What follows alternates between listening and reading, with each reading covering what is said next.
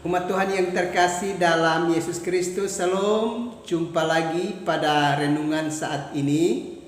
Karena itu dari Pastori 4 Jemaat Koinonia, saya menyapa umat Tuhan, salam damai sejahtera.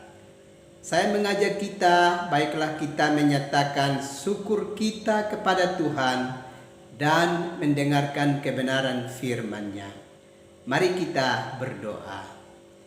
Tuhan Yesus, kami sungguh membutuhkan firman-Mu di dalam hidup kami.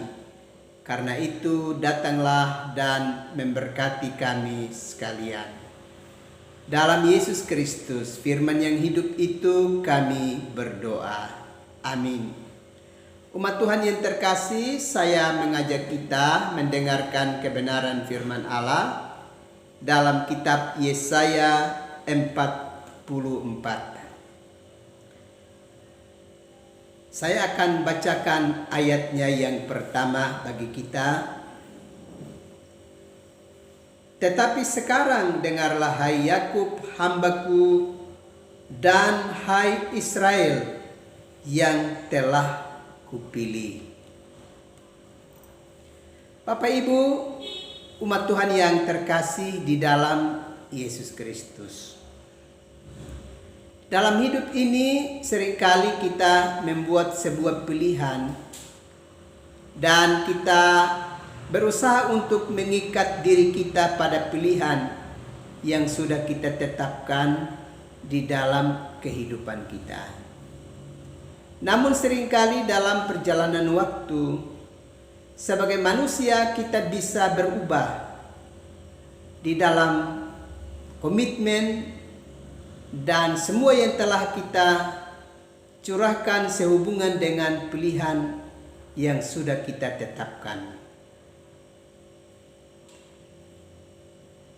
Kalau kita memperhatikan kitab Yesaya 44, maka bagian ini mau memberi penegasan kepada kita bagaimana Allah berkomitmen dengan pilihannya sehubungan dengan Dia telah memilih dan menetapkan Yakub sebagai hamba-Nya.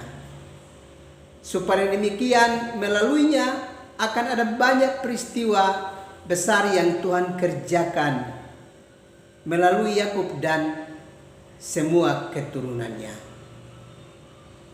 Dan di dalam bacaan ini, kalau kita perhatikan dengan baik, maka Allah tidak pernah berubah terhadap pilihan yang sudah Dia tetapkan.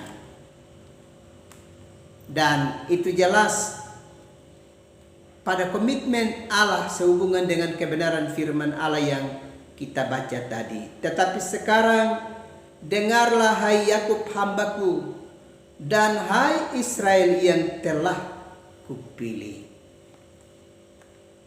Bapak Ibu saudara-saudara yang terkasih di dalam Yesus Kristus.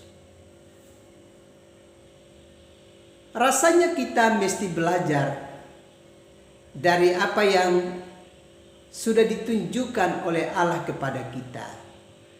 Sehubungan dengan komitmen dan kesetiaan kita pada pilihan yang sudah kita tetapkan di dalam kehidupan kita. Dalam hubungan dengan itu kita mesti memiliki keteguhan hati yang kuat. Sehingga walaupun di dalam perjalanan waktu ada cobaan, ada tantangan, ada berbagai kondisi dan keadaan yang bisa menggoyahkan komitmen dan ketetapan hati serta pilihan yang sudah kita tetapkan, kita masih bisa kuat untuk menghadapi seluruh tantangan dan cobaan itu dan tetap komitmen terhadap pilihan yang sudah kita tetapkan di dalam kehidupan kita. Kita belajar dari kehidupan Yakub, sebagaimana yang sudah dipilih dan ditetapkan oleh Tuhan. Sekalipun di dalam perjalanan waktu dia pernah melakukan berbagai kelemahan di dalam hidupnya. Tetapi Allah karena sudah berjanji dan sudah menetapkan dia sebagai satu pribadi yang dipilih oleh Allah untuk misinya dapat terlaksana di tengah-tengah kehidupan dunia ini, maka Allah tetap komitmen pada janji yang sudah Allah tetapkan. Dalam perjalanan waktu kita ingat Yakub pernah hidup sebagai pribadi yang menipu,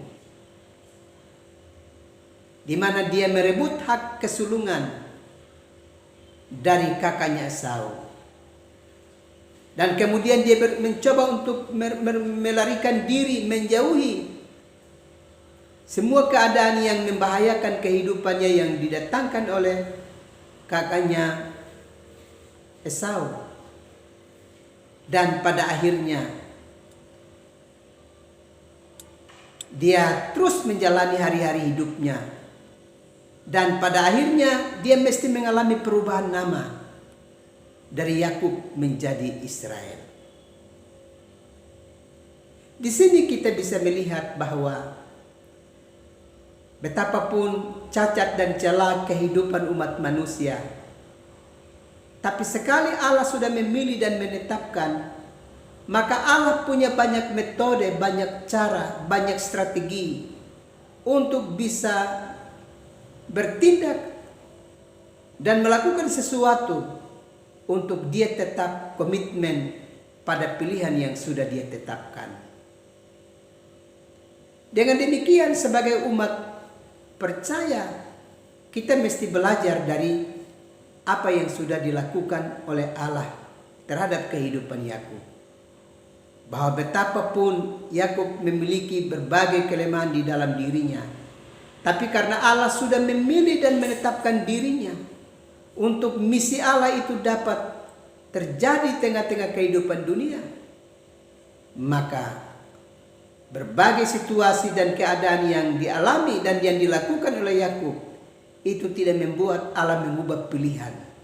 Tapi Allah dengan caranya, yakni mengubah nama Yakub menjadi Israel, sehingga misi dan kehendaknya yang agung itu akan terus tergenapi dan terlaksana di tengah-tengah kehidupan dunia ini.